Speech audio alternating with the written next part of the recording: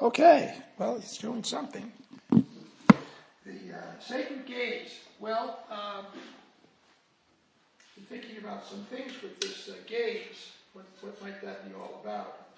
And I think that the sacred gaze is, well, here's okay, I'll say me. You just put you here. And then over here is, let's say over here, for the sake is a God, or you don't like the word God. How about Holy Mystery? That's another word to use. Because one of the things that we get messed up with, I think, a lot of us when we use God, it's a concept, and it's in a box. In other words, it's in a place. God is a noun, and nouns have a place. But God's not a noun. God is a verb. God is action. And action doesn't necessarily have any one place. So when somebody says God is love, love's not in a box someplace. So I like the word Holy Mystery, just to get you off of thinking about, oh, this is the God thing, that's the God in my mind. So it's not a dogmatic statement, it's not a doctrinal statement, it's just the existence of power, force, energy, mystery that is by many people called love, or unconditional acceptance of you just as you are. Okay, so if you were to have that kind of a gaze, that's why it would be sacred, you would be able to experience little by little more of that. And of course that you would be looking back, if you would, and we'll get to that, at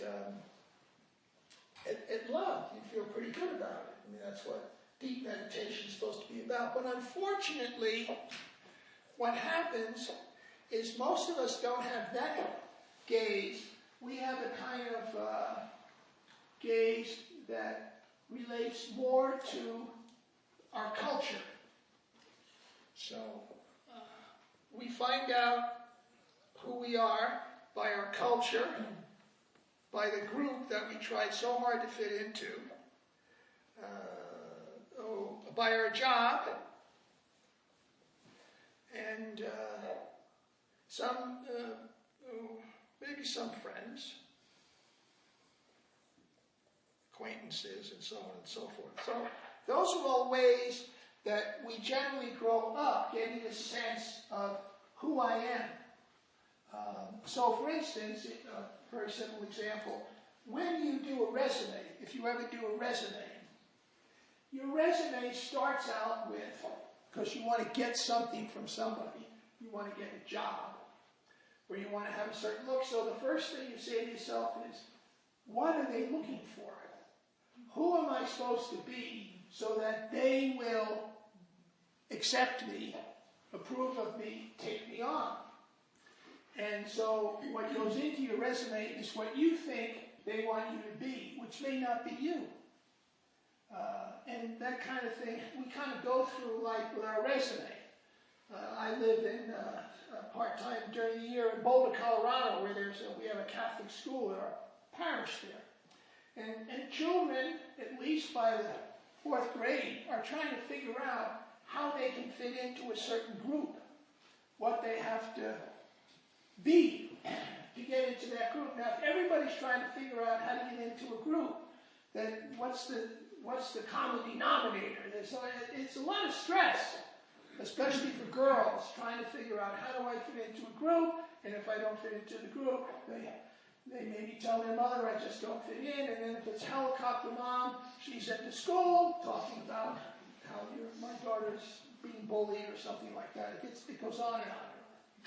So we tend to dress a certain way, we tend to look a certain way, and you just think about it when you get up in the morning and you look at yourself in the mirror, and you might, without saying it right away, because you do that every day, I look at, well, we don't have too many mirrors here at this monastery, but you look at yourself in the mirror and say, oh, well, I got to get myself together.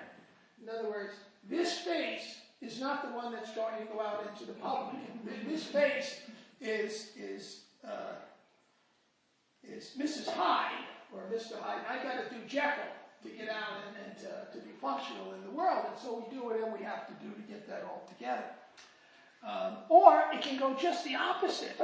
Someone can say, well, I'm not buying into any of this. So I'm going to have a look that is countercultural. Well, how do they get that look? Well, they look at other countercultural people, and they look like them. And then they all look the same. So you go to the Boulder Pearl Street Mall in Boulder, and you see these sort of dropout-ish people all look the same as one another, but they're trying to say, we don't like your way, we're going to be different. And within themselves, they're not different at all. So it's very hard to be yourself, which is why you need to somehow get the sacred gaze. And as Thomas Keating says, one of the ways is with centering prayers, Thomas Keating says, you learn to become who you truly are. And who you truly are is your best self. It's the self you're made to be. But you have to get beyond these different ways that are trying to tell you who you are. We have, well, I guess the mirror, we have the looking glass self, if you will. And so we learn who we are when our image is reflected back to us by other people. And each of those other people, they also have damaged vision. In other words, you're trying to read how they're looking at you, and they've also got their own issues. This kind of, I'm not enough, I'm not right, I'm not sufficient, is kind of a negativity about ourselves that prevents us from becoming fully alive. I mean, people will say, for instance, if you go to, well, I guess it's even in elementary school, but at least in high school nowadays, it's, what do you want to be when you grow up? And you don't take that to mean, how do I be my best spiritually evolved self? Because you don't think that's what they mean, and it's not what they mean. What they mean is, what are you going to do to make a living so you don't live in my basement the rest of your life? It's basically what they're asking. Why don't you make something of yourself? It's another thing that you make something of yourself. Create something of you. You're already created. You have to discover this creation that you are freely given. So we start thinking about, what am I going to do not to make a living for whatever reason? So often one of the things that gets energy is the fear. The fear gets in here, and shame gets in here, and guilt gets in here. I'm not enough. I feel ashamed of what I did yesterday. Shame and guilt. This is what the one who had too much to drink or something the night before wakes up with a lot of this. So I got to do better. So there's all these things, and when these things get in the way of our vision of the sacred, we cannot see God. Also, another thing is the institutional church. That's another thing that gets in the way. Not religion. I mean, religion is good, but when it becomes institutionalized, it gets into rules, regulations, telling you how you're supposed to be, what you're supposed to do, and so on and so forth. And it really isn't interested in you becoming a transformed human being so much as keep these rules, stay within the group. This is the religious group. This could be any number of groups. It could be church. It could be a bowling league for all. Bowling. Okay, so, but this negativity prevents us from being who we really are. And sometimes there's a certain kind of when we don't have this, we have a lot of this. There's a certain kind of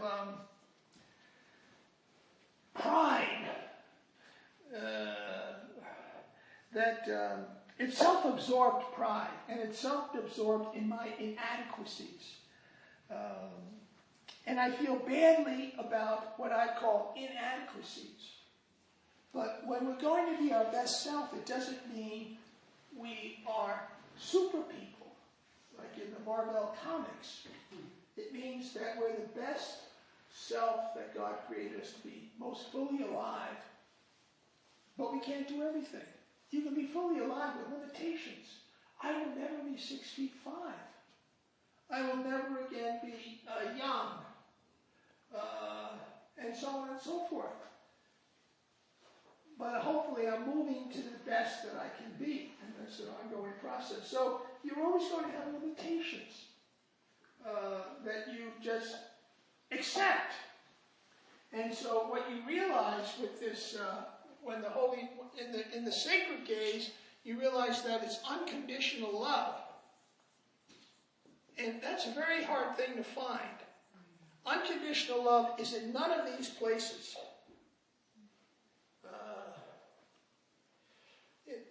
In my religion, which happens to be the Roman Catholic one, when I was being brought up, it was you kind of lost your relationship with God when you committed a mortal sin. And for a young boy in the Bronx, that was sex. Anything sex was a mortal sin. So, then you had to go to confession. Otherwise, you couldn't. God was gone from your life. I mean, it was just, that's it. And you had to go to confession to get back in with God. So in an institutional situation like mine, it's all quid pro quo. That is, you earn it, which is very much like jobs and groups and culture. You have to do something to earn something from somebody else. It's not unconditional. And what most of us would love is someone to love me just as I am, with all my faults and failings, whatever they may be, some of which I don't even know. And as I discover more, your love won't leave me. You're not going to dump me because of some imperfections in me. You're not going to dump me as I get older, or whatever. So here, there's no dumping. God never changes God's attitude and love to us. And it's so profound, that's why I like to call it a mystery, because it's never can be completely comprehended or understood, but it can be experienced. It can be experienced. But it is experienced at best in a deeper prayer life. So we tend to get caught up in our limitations. And if we don't, someone else will point them out to us. I mean, just going through the whole educational system, or any, you're going to get a grade, right? Well, someone says, I finished at the top of my class, which means someone has to finish at the bottom, otherwise there's no top.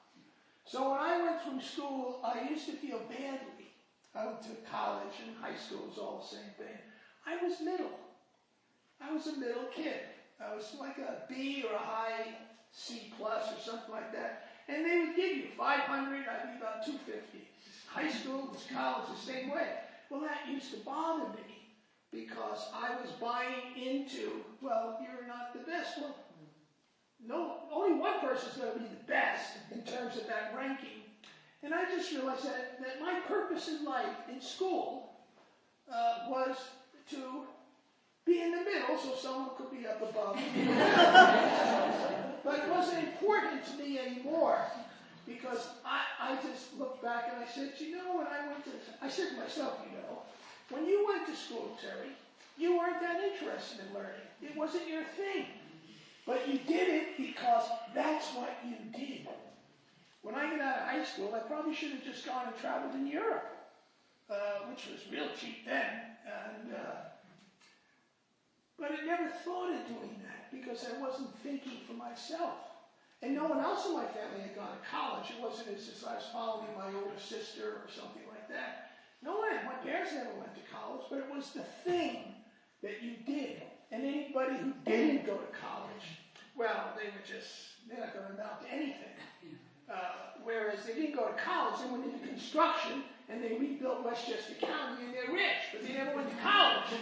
And why didn't I figure that out? So I thought I wasn't ready to learn, and so it wasn't the place for me as God thinking. Later on, when I got a little bit more maturity, I was ready to study. When I went to the seminary, because I was a late bloomer for that, I really wanted to learn. And so I spent a lot of time studying and reading, sort of catching up, and said, now I know what I want to do. So we just get caught up in trying to fit in round pegs and square holes, as we like to say. But when we're absorbed in our limitations and what we'll end up calling them inadequacies, rather than the human condition, we sometimes say, I'm no good. I'm no good. Where does that come from? Well, it comes from someplace, because you are good. But we tend to look at not being enough. For whom? Well, for all these various groups that we're competing and trying to fit in, and so on and so forth. And I think this is the kind of stuff you're trying to escape with a prayer that stops paying a lot of attention to this kind of stuff. In other words, it's part of our lives, it's what we look at, and what centering prayer, for instance, centering prayer tries to do is it says, we're not going to say, stop thinking about that stuff. We're not about controlling your mind or controlling your thoughts. Who cares what goes into your mind? It's, as I often say, it's like a cheap hotel on a highway. It takes everybody. For good, the bad, and the indifferent. And it says, here's a place for you, here's a place for you. What centering prayer is saying is, don't pay attention to it. So that your intention is to be open to the sacred gaze, to another encounter that will reveal to yourself your true self. And so these screens, fear, shame, guilt, you can be having thoughts about them, but you don't pay attention to them. And they begin to go off to the peripheries, if you will, of your mind. We may be aware of them, but we're not focused on them. And our centering prayer word or breath or image that we might have, we call upon whenever we find ourselves sort of grabbing onto one of these things. Usually it's a story going on in our head. And just kind of let that go by recalling our word or our breath or our image to remind us of, what is my intention here? To be open to the Holy Mystery and a revelation of a relationship that's always there, but we are not always there. So trying to get here. God's always here within us and around us and among us, but we don't catch it because we're thinking about stuff. This could take place, probably something that's happened. So someone will say, I went for a walk on this trail and I saw these, I saw this nest, and I saw this mother bird and with her little ones, and then I saw this beautiful. Did you see that beautiful flower? And you're thinking to yourself, gosh, yesterday I walked on that same path. I didn't see any of that stuff. What happened? Well, you were thinking deeply about some problem that you were trying to solve. And so you could have just as easily been walking up and down the aisles of a grocery store, for that matter, because you're not paying attention to your environment. You're not open. You're in here trying to solve some issue. But God is available if we don't spend all of our time in this agenda, which is really other people's agenda that we get caught up in. So a lot of times what we're involved with is we're really looking at ourselves too much. In many ways, we're just looking at ourselves too much and trying to figure how we're supposed to present me. I call it impression management. How do I present me to impress you? And I've already figured out what you want for me to impress you. So I'm imagining what you want to see. So I'm thinking, and trying to, so just think of meeting somebody who you want to like you for whatever reason. And you can hardly hear what they're saying because you're so busy thinking about how you can impress them. And that sort of thing just doesn't, I don't think, really works very well. So with God, we don't have to think about how to present ourselves because we're already unconditionally loved. We just have to show up. And we don't have to imagine what God wants to see. And I don't have to create a limitless self, an illusion. For instance, you're in a social event where boy meets girl, let's say. Or, now this girl meets girl, boy meets boy, whatever. So you're there, and the person says, and you're attracted to a person, and they seem nice and interesting, and they say, I love to ski. Well, you don't like to ski, you don't like cold weather, that's crazy. But you don't want to say, I hate skiing. I think skiers are idiots. I don't know why you bother. And so on, it's too expensive, or I don't know what. So you don't say that. Say, oh, I haven't skied very much. You skied once, you didn't like it. And so I haven't skied very much. So I think I would like to do that sometime. And of course then they say, I'll take you, and then the stress and the pressure, and now you can go buy the clothes, and rent the skis, and you go, well, I'm not very good. I'm okay. Oh, well, let's go up on, let me take you up to this high mountain. It's really nice. And, we'll do moguls. And, I've been through all that. I finally said, no, I don't know all this stuff. So, you just have to figure out sort of who and what you are, and not let yourself start ranking yourself relative to other people. So God is really a relationship. God's not a job interview. You don't show up to centering prayer trying to figure out how you're going to get God to like you. I had enough of that in institutional religion, so I don't need more of that. God likes me fine.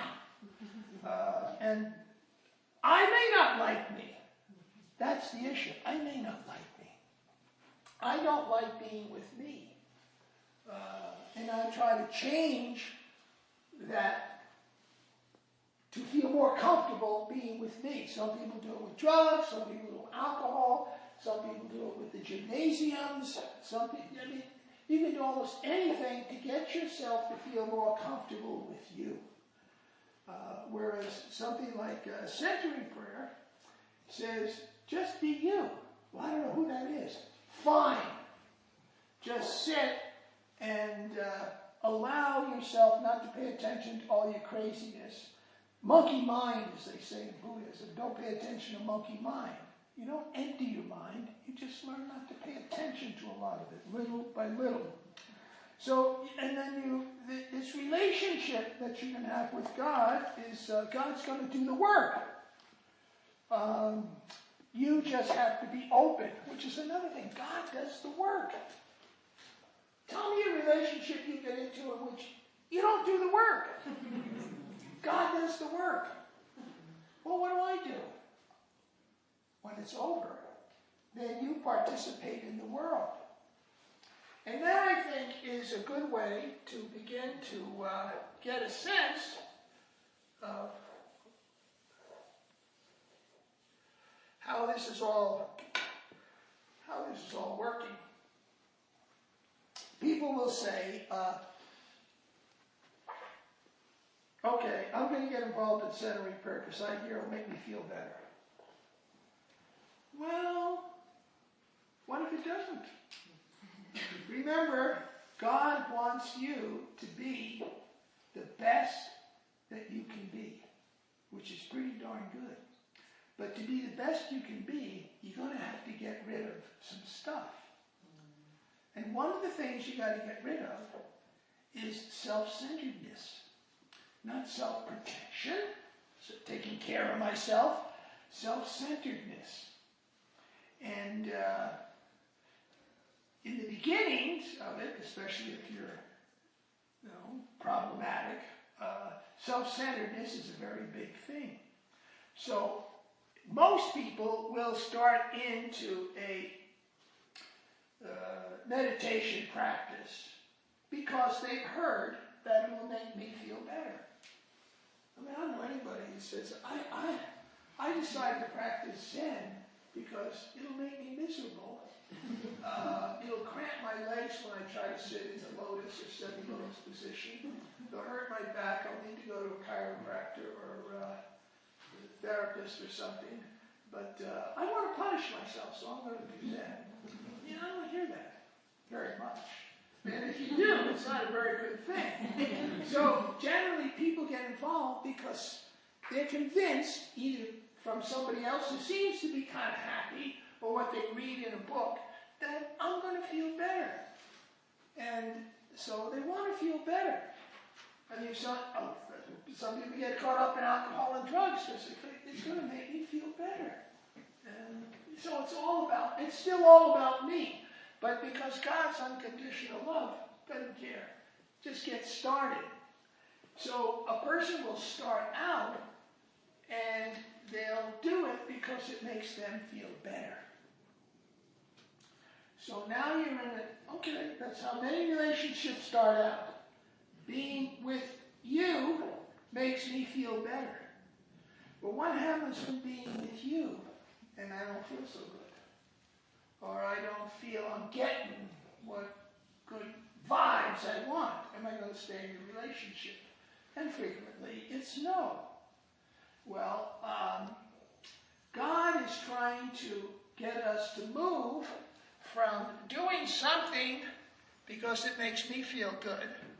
In other words, I'm trusting that this whatever it is what you say, but I know when I feel good and when I don't feel good. So really a lot of the focus is on me and not so much over here. I'm not sure what's going on there. But we've got character defects and shortcomings, bad habits. And they're not bad habits like I eat too much, they're bad habits in attitudes. And self-centeredness, self-focused, wanting to feel better, and so on and so forth. So we want to move from all about self to eventually surrender. Now, you don't start out with surrender. That's a loaded word for people. I surrendered and I got nailed. I surrendered and I got abused. I surrendered and bad things happened to me. So if somebody says you've got to surrender down the road, don't worry about down the road. You're not down the road. Just deal with now. So often what happens, I think, in getting into deep meditation is it starts out you feeling pretty good. And then there starts coming sometimes when I'm not getting that buzz. And what you think, because it's all about you, is I got the wrong meditation, or I'm not doing something right. I got to get out the instruction manual, I got to listen to another Keating tape or read another book. Or this is all stupid, there's no God, a waste of time, I'm going to get out of it. There are probably more people who used to do centering prayer than actually do it now. I run into any number of people that say, I used to do. And it could be Tantric Buddhism, for whatever it is. I used to do Zen Buddhism. And I said, oh, you used to? What happened? Oh, I got tired of it. Oh, it wasn't working for me anymore. Oh, I don't have the time. Oh, what are you using your time for now? Well, I go to the gym for 3 hours a day. Oh, okay, all right, so that's going to work for you. Okay. I don't judge, but I hear. In other words, we give up when I'm not feeling so good about it. That's not much of a relationship, and that's as far as we get in a lot of relationships. We give up when it's not. I think it's a good fit because I feel good. And in relationship with the mystery, feeling good is immaterial. So I'm not feeling so good. Why should I keep at it? Because I think as you're beginning to, now you let go of the need to feel good. So that is a partial surrender. That's a letting go of your agenda, something that you wanted. But you said, oh, I'm feeling so good now. I said, well, how's your life going? This is what you begin to see. That the way you live your daily life, some things seem to be going a little bit better. An example, when it's all about you, you're very competitive. Maybe out of fear. Maybe out of that idea, I got to be number one. Shame, guilt. But people around you, you're competing with them in some subtle way. And they'll pick up on that. Or the whole group thing, especially in school. I only want people in my group that make me look good. If you don't make me look good, I don't want you in my group. As you begin to get less self-focused, life is not all about me and feeling good, you begin to act differently towards other people. It's not all about you, and you might find out ever so subtly, you learn to listen better. To other people, you become a little bit more compassionate. You pick up on their pain, and you're concerned. I mean, you're not Teresa of Calcutta yet, but you're concerned. Why do you learn to listen better? Because when you are practicing this, you're not listening to all that craziness in your head. You learn to separate a little bit from the craziness in your head. And that opens up a space to actually listen to other people. Think how many times, I know this happened to me, someone will start talking, and I'll be thinking about me. Maybe I'm thinking about me in terms of, how am I going to, what am I going to say to this person? This is, I don't want to listen to this. Oh, I know what a problem is. Let him finish a sentence. This is what you got to do. Now go away. In so many ways, you're not listening. Or they're talking to you, you're looking over their shoulder at something better. No eye contact, none of that sort of stuff. It's all about you. And so you learn to just listen a little bit better. You seem to have a little bit more at peaceness with your own self so you can be there for someone. People will pick up on that. And you will be drawn, when you're drawn out of yourself, you become more connected, more deeply connected with others. And what begins, I think, to drift away is a certain loneliness that you may have been feeling. There's a certain loneliness about being all about you, because it's just you, and other people are picking up ever so subtly. Your life is all about you, and I don't want to participate in that because my life's all about me. And it's the two of us here, I'm me, you're you, get out of my life. So you are around just because you're changing. You begin to pick up on other people who are all about themselves. And you begin to realize who's lethal, who needs to be let go of. You become codependent is the word, I guess. You become less codependent. In other words, that's how they say, I don't take your temperature to see how I feel. We get away from all that kind of stuff. And so we begin to, all these little things start to change in us. And we begin to build deeper relationships with imperfect people like we are imperfect. I mean, when you get together, if you're say an alcoholic or a drug addict, and you go to an AA meeting, these people talk about what's really going on in their lives. They're not afraid to talk about it because they're struggling to be better people. And they go to those meetings and talk about what's really going on because they trust that you are listening. And the reason you're listening is because you're working on yourself too. And you realize a lot of us have some of these things in common. A certain loneliness. And sometimes you say, I really am kind of self-centered and selfish and prideful in the worst way. And it goes on and on and on. But we feel comfortable in those kinds of things as opposed to getting together a group of people and they talk about work, the weather, or world events.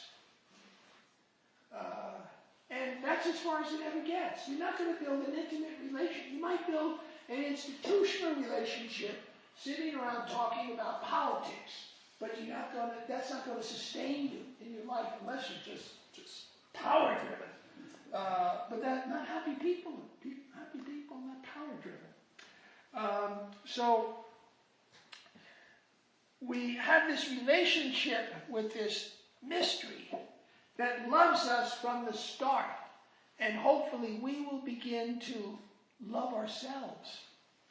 But definitely, as you're moving from whether I'm getting something out of it, your life, you find yourself acting differently in your daily world.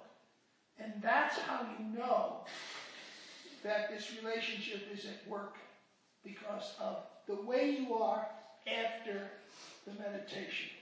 So what happens is it's normal.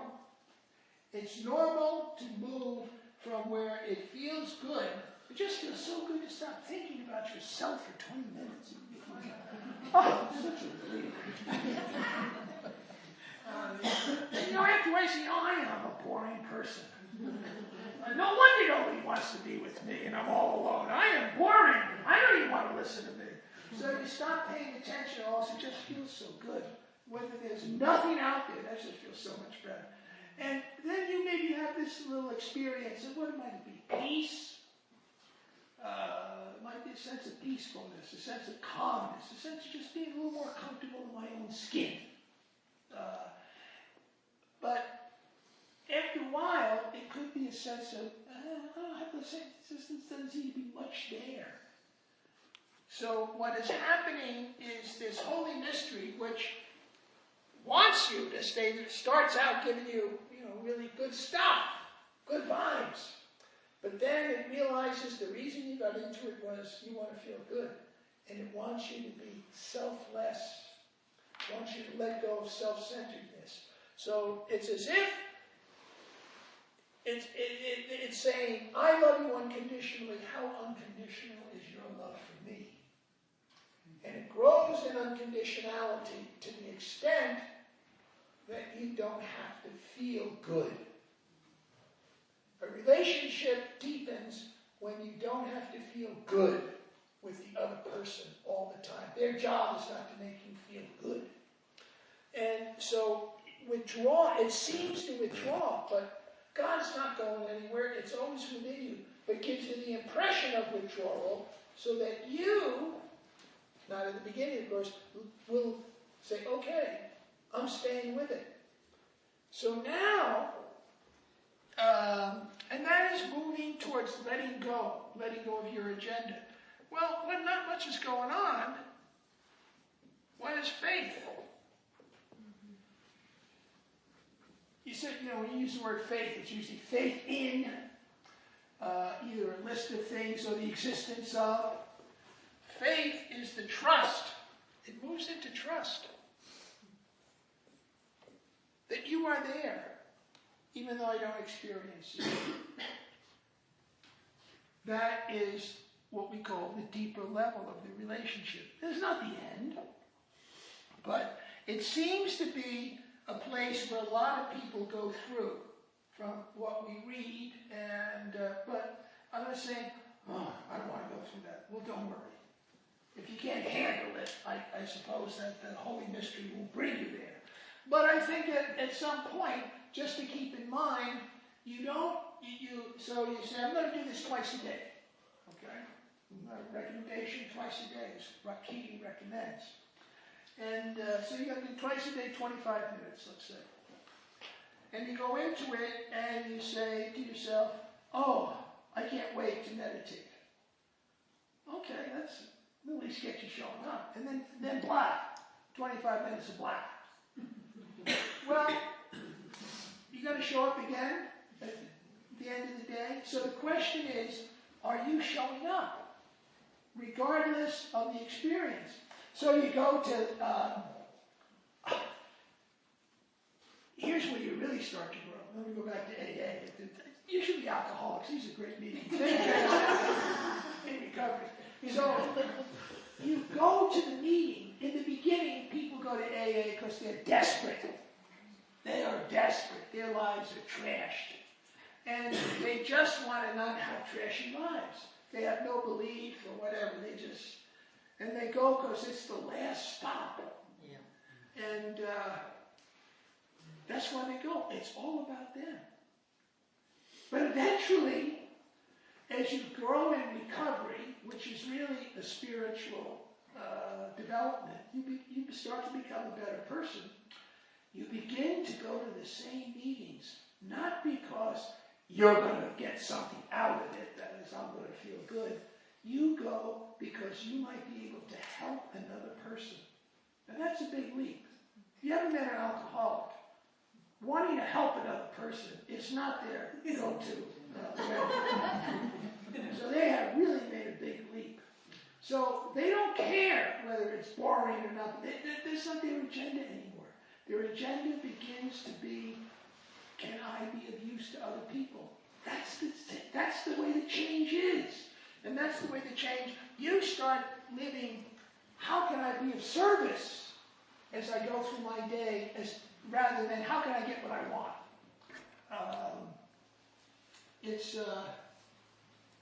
We're going to take a break in a couple of minutes. Okay, there's these little round, sugary donut holes, right? Mm-hmm. I love those donut holes. So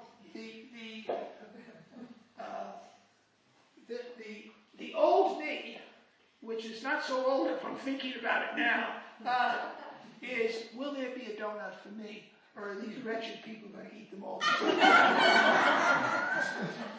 Right? And it comes down to this, ladies and gentlemen. It really does.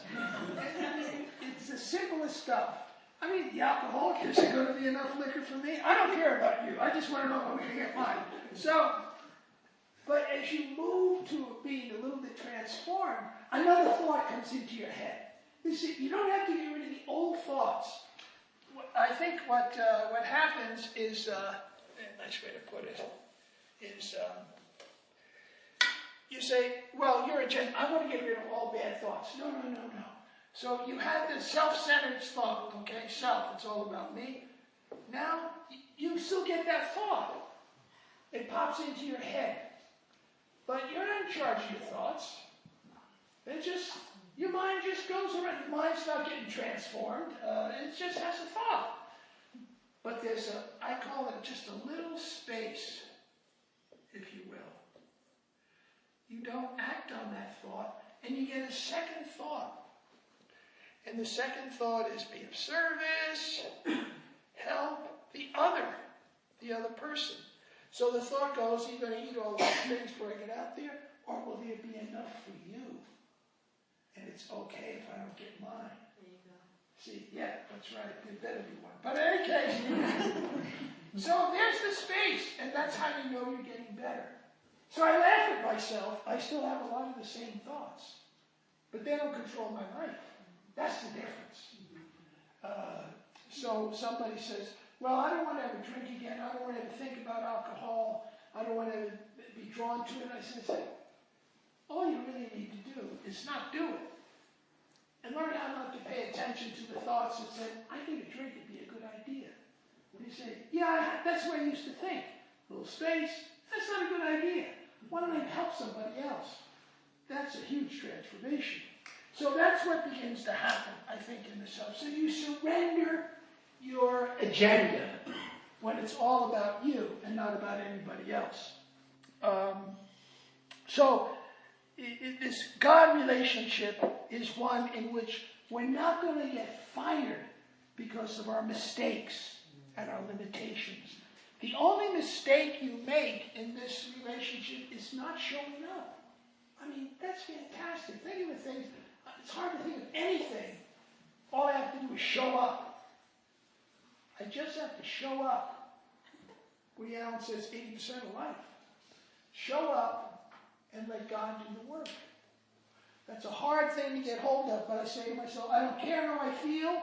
I'm just going to sit here and do it. And the only thing that goes wrong is I say I'll do it later. Later is there's no such thing as later when it comes to the spiritual life. It's in your imagination. You'll get to the end of the day before you go to bed and say, oh, I forgot. I forgot. I was so busy doing me. I forgot.